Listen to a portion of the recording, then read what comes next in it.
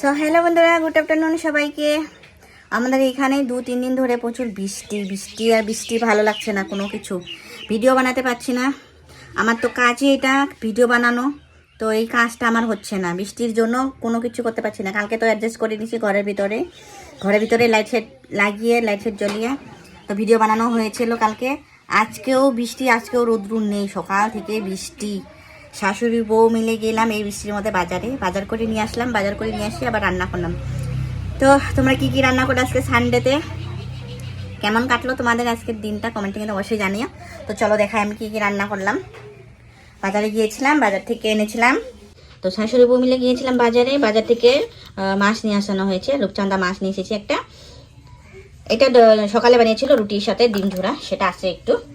আর এখানে আমি আলু মূলা বেগুন দিয়ে মাছের ঝোল করেছি।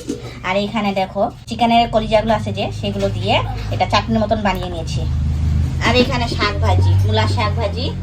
এটা মাছটা রেখে দিয়েছি, ভাজা মাছ, এটা রাত্রে পেঁয়াজ টমেটো দিয়ে হবে।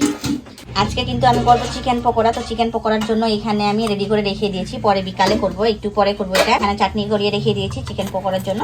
আর এখানে পেঁয়াজ রসুন আদা পেস্ট করে রেখে দিয়েছি, এখানে চিকেনও রেখে দিয়েছি, এখানে একটু চাল পেস্ট করে রাখানো হয়েছে। সব কিছু রেডি আছে, বিকালে জাস্ট বানিয়ে নেব।